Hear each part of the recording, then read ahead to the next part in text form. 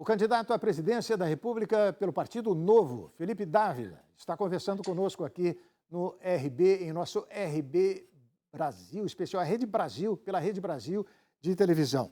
Muito bem, vamos partir então para o nosso segundo bloco de conversa. Conversa ao vivo agora. Lula e Bolsonaro representam o fim da democracia, conforme o senhor afirmou?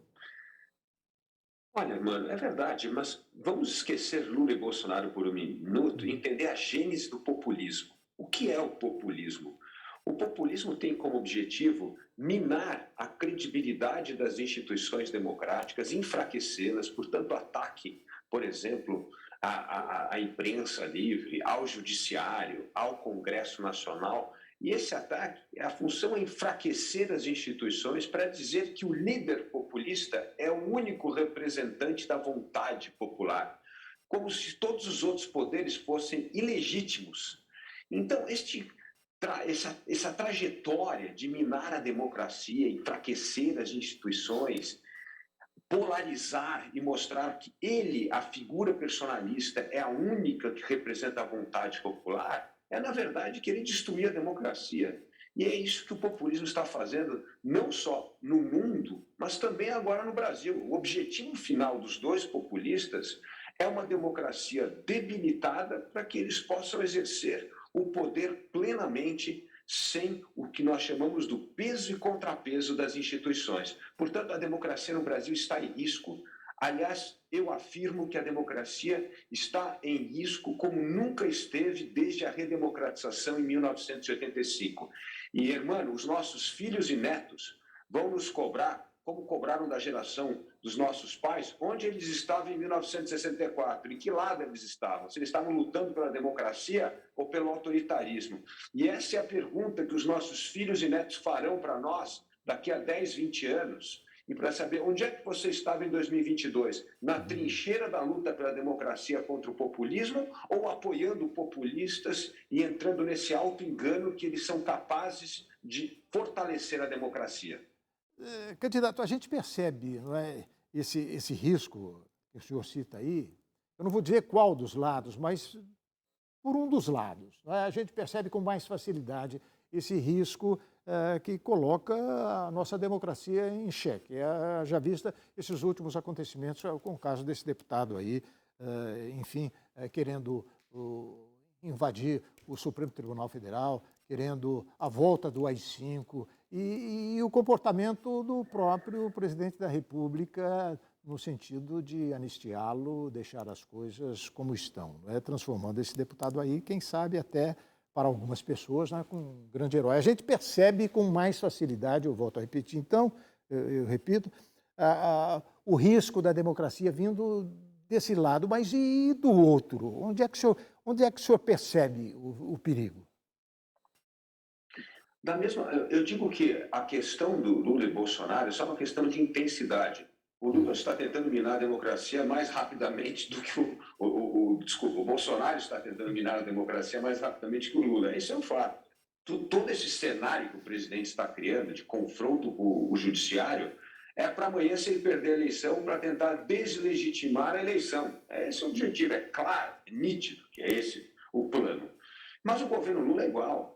Controle social da imprensa, aparelhamento do Estado, a criação do maior escândalo de corrupção da história do Brasil, é apenas porque eles perderam a eleição. Se tivesse vencido mais uma eleição, 3, 4 mandatos do PT, teria arruinado a democracia. Apenas um faz de uma forma mais gradual, para que pareça mais tolerável que essa degeneração um pouco mais lenta, e o outro faz de uma forma, evidentemente, mais atabalhoada e mais rápida. Mas o ponto final é o mesmo: debilitar as instituições democráticas para dizer que ele, o líder populista, é o único representante legítimo da vontade popular. Essa é a gênese do populismo no Brasil e no mundo. É sempre isso. Foi assim que o Perón fez na Argentina, Getúlio Vargas no Brasil. Getúlio não fez uma revolução em 1930 para democratizar o Brasil. E onde terminou? No Estado Novo.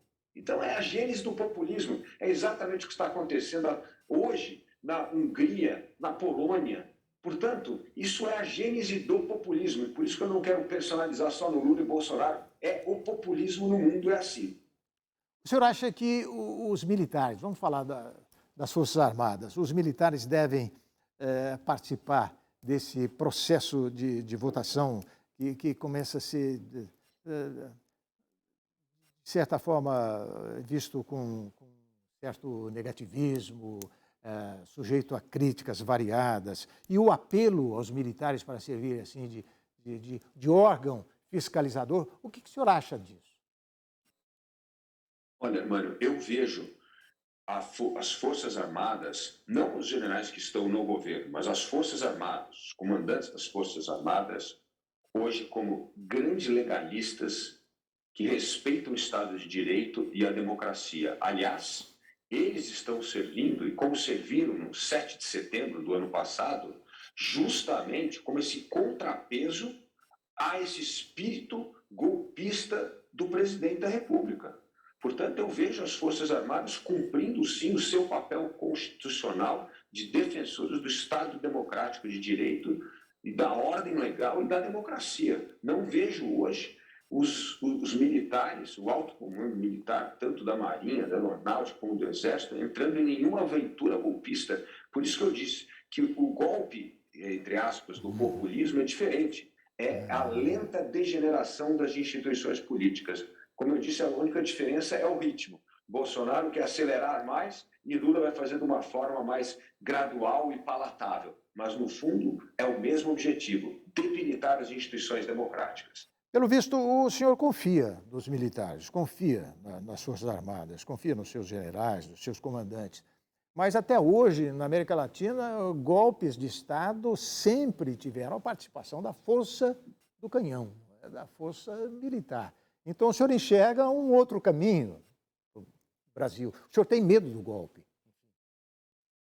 Tenho medo do golpe populista, porque essa história de deslegitimar. Imagina o seguinte: imagina se vence a eleição qualquer um, Lula ou Bolsonaro. O outro lado não reconhece a vitória do outro e vai infernizar a vida do próximo presidente, vai continuar debilitando as instituições, vai continuar acusando o complô da mídia contra ele, ou vai continuar dizendo que as eleições não são legítimas, ou seja, vai criar confusão. E, irmão, como o Brasil pode voltar a crescer, a gerar emprego, a enfrentar o problema da miséria, se nós tivermos este grau de tensão político entre duas facções que um aceita a vitória do outro? Vai ser um desastre para o Brasil. O Brasil precisa ser pacificado para voltar a crescer, para ter investimento, para ter confiança no país. Ninguém vai confiar num país dividido, polarizado. Isso vai afugentar investimentos. E nós, irmãos, estamos perdendo os nossos jovens talentosos. Os jovens brasileiros bem formados estão indo embora do Brasil porque uma economia estagnada, que não oferece oportunidade, eles vão trabalhar fora do Brasil. O êxodo de cérebros no Brasil é uma coisa muito séria.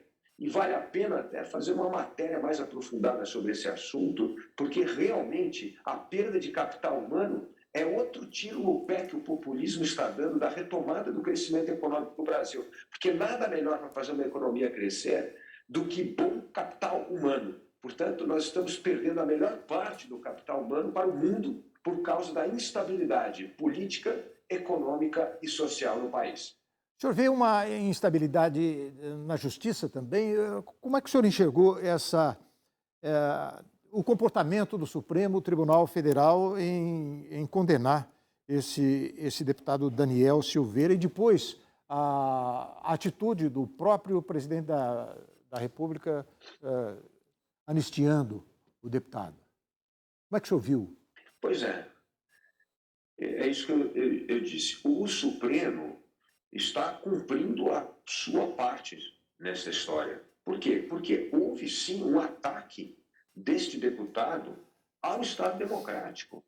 Quando você diz que tem que prender todos os juízes da Suprema Corte, quando você diz que tem que ter o AI-5 e fechar o Congresso Nacional, isso é crime no Brasil, isso é crime pelo Código Penal. Então, não tem a menor dúvida que isso é um crime. Agora, a primeira pergunta é: por que o Congresso demorou tanto para punir um parlamentar que quer o fim do próprio Congresso e da Justiça? Tem perguntas que nós temos de fazer anterior a essa. Porque se cada instituição cumprir o seu papel constitucional, punir o seu deputado, isso nós não teríamos essa escalada. Essa escalada da judicialização da política é algo que também transparece essa polarização da sociedade. A sociedade está polarizada em casa, as famílias estão brigando por causa da política, o Supremo está dividido por causa da política, o Congresso Nacional está dividido dos partidos.